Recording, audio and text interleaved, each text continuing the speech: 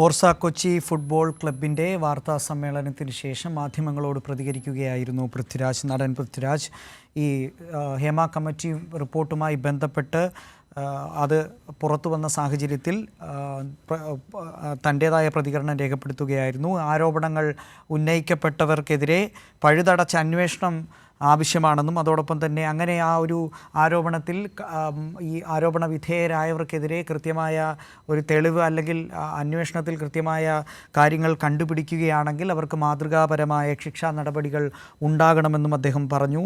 അതോടൊപ്പം തന്നെ മറ്റൊരു കാര്യം സൂചിപ്പിച്ചത് ഏതെങ്കിലും തരത്തിൽ ആരോപണ വിധേയരായവർക്ക് എതിരെ ഒന്നും തെളിയിക്കാനായില്ലെങ്കിൽ അതിലും മാതൃകാപരമായ ഈ ശിക്ഷാ നടപടികൾ ഉണ്ടാകണമെന്നും അദ്ദേഹം കൂട്ടിച്ചേർത്തു. ഇപ്പോൾ അർച്ചനയുണ്ട് കൊച്ചിയിൽ നിന്നും വിശദാംശങ്ങളുമായി. അർച്ചന, പൃഥ്വിരാജ് വളരെ വലിയ രീതിയിൽ ശക്തമായ തൻ്റെ ഒരു പ്രതികരണമാണ് ഇപ്പോൾ ഈ സമ്മേളനത്തിലൂടെ അല്ലെങ്കിൽ മാധ്യമങ്ങളോട് പങ്കുവച്ചത്.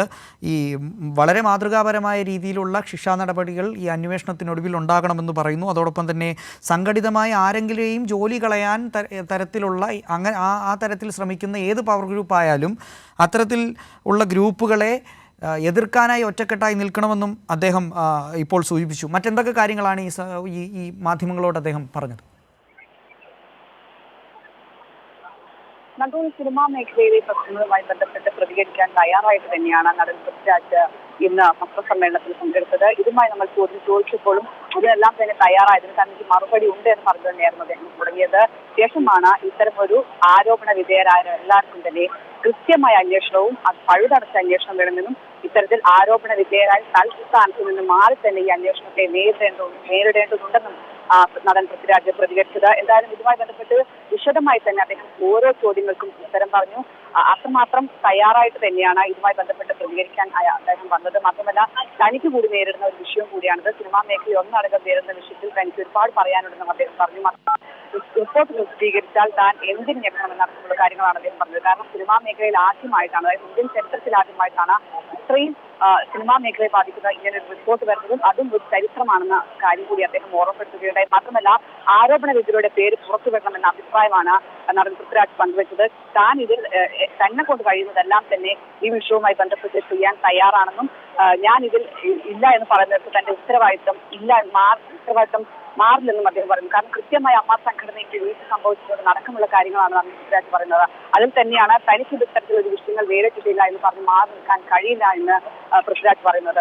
അതോടെ തന്നെ ഇത്തരത്തിൽ ഓരോ വിഷയങ്ങൾ അദ്ദേഹം കൃത്യമായി പറഞ്ഞു. മാത്രമല്ല, പവർ ഗ്രൂപ്പ് ഇല്ല എന്ന് അവകാശപ്പെടാൻ തനിക്ക് കഴിയില്ല എന്ന കാര്യം കൂടെ അദ്ദേഹം പറഞ്ഞു. കാരണം ഇത്തരമൊരു പവർ ഗ്രൂപ്പ് ഉണ്ടെന്നോ ഇല്ലെന്നോ തനിക്ക് പറയാൻ പറ്റില്ല. അതുകൊണ്ട് തന്നെ ഇത്തരമൊരു പവർ ഗ്രൂപ്പ് ഉണ്ടെങ്കിൽ അത് ഏതിന്റെ അടിസ്ഥാനത്തിൽ അങ്ങനെയാണ് നിർവചിക്കുന്നതെങ്കിൽ അതാണ് പവർ ഗ്രൂപ്പ് എന്നാണ് അദ്ദേഹം പറഞ്ഞത്.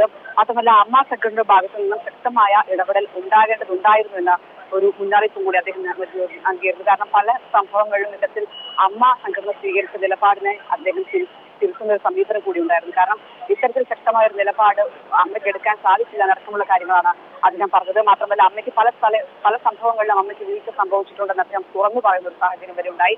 എന്തായാലും ഈ സിനിമാ മേഖലയിലെ വിഷയവുമായി ബന്ധപ്പെട്ട് ശക്തമായ പ്രതികരണമാണ് ഇപ്പോൾ നടൻ പൃഥ്വിരാജ് നടത്തിയിരിക്കുന്നത്. ഓരോ കാര്യങ്ങൾക്കും അക്കമിട്ടാണ് അദ്ദേഹം മറുപടി പറഞ്ഞിരിക്കുന്നത്. സ്ഥാനത്ത് നിന്ന് മാറി തന്നെ ആരോപണ വിധേയരായ ഈ അന്വേഷണത്തെ നേരിടണമെന്നും പഴുതടച്ച അന്വേഷണം വേണമെന്നും ആരൊക്കെയാണ് ഇതുമായി ബന്ധപ്പെട്ട് വിശദാംശങ്ങൾ നൽകിക്കൊണ്ടിരിക്കുന്നത്.